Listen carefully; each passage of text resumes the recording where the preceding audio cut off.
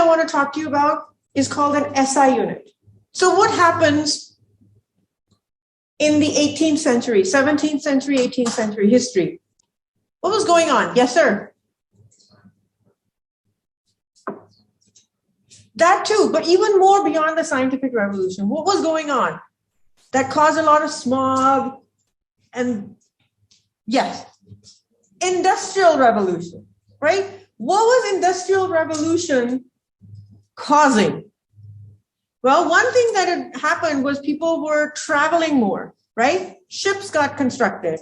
And yes, you're right, the scientific revolution was going on alongside it.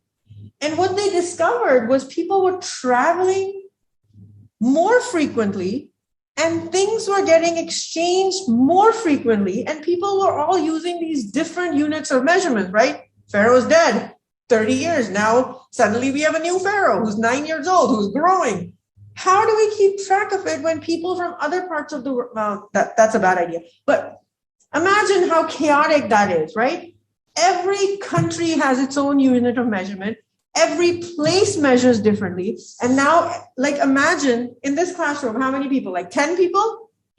You have to know how to trade with each person individually. That is chaotic. How many countries are there around the world? Like 200 plus? And they not only have different units of measurements, they don't even speak the same language. That's insanity. So how do we fix that problem? Well, they came up with what are called international system of units.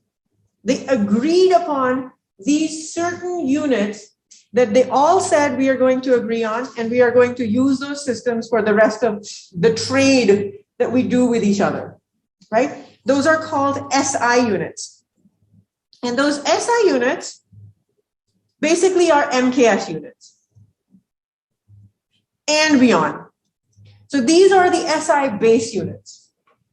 They include length, mass, time, current, temperature, amount of substance, and luminosity, luminous intensity. Out of all of these, we will basically consider the first three for this class. Okay, so our concern is basically with the first three.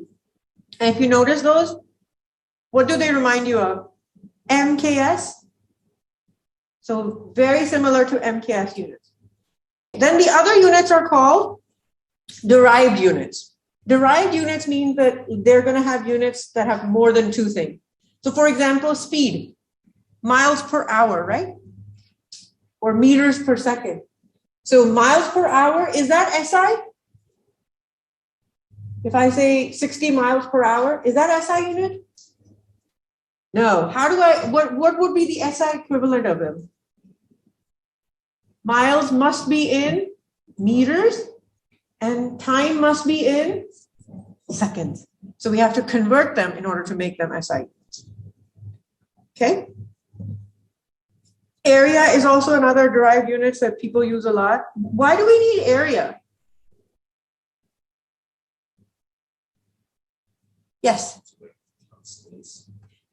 Yeah, you want to have a boundary, right? This is my field. This is my house. This is your house. We want to have a boundary. So you have to have an area.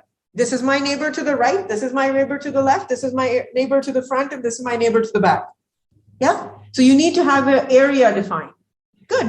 Then you have to have a density defined. I'm selling you a volume, and that must include this much mass. So I need to have density. The other one is power. Power is important. Power is force per unit area. How much horsepower does your car have? Well, my car costs 10,000. Your car costs $1 million. It better have more power. I spent 10,000 on mine, so they both go 60. But which one has more power? Which one achieves 60 in faster time? That's what you're paying the $1 million for. This slide is important, so you should kind of figure that out. You should know these numbers. Basically, you should know kilograms. You should know what kilo stands for, Centi stands for, milli stands for. Those are important. What else is important? And then we'll discuss them as we go further.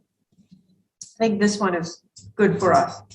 For this class, I think if you can just remember these four, that'll be good. Do you guys want to know which countries do not use SI units? Drum roll. Literally these three. In the entire world.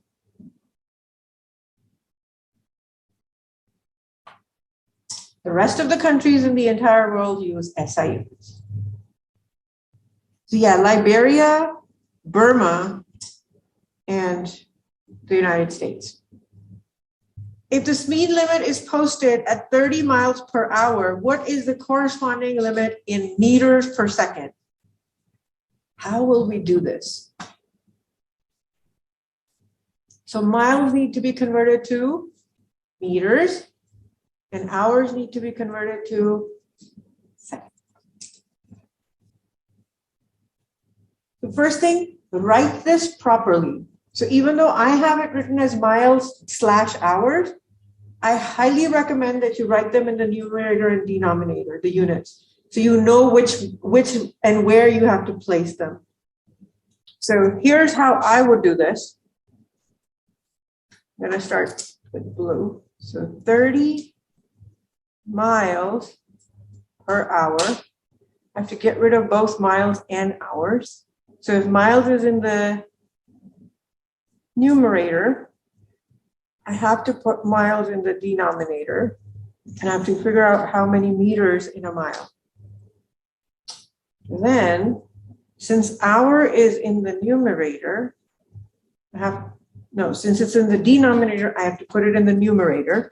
And first I'll convert it into minutes, and then I'll convert the minutes into seconds, right? So now let's start plugging in numbers. So 1 mile is 1609 meters. 1 hour is 60 minutes. And 1 minute is 60 seconds. Okay, let's start canceling things. First of all, miles get canceled with miles. Hours will get canceled with hours. And minute will get canceled with minutes. So that means I'm left with 30 times 1609 meters times 1 over 60 times 1 over 60 seconds. If I combine everything together, it'll be 30 times 1609 divided by 60 times 60 meters per second. 13, what? 4? Okay. Sorry, I couldn't hear you.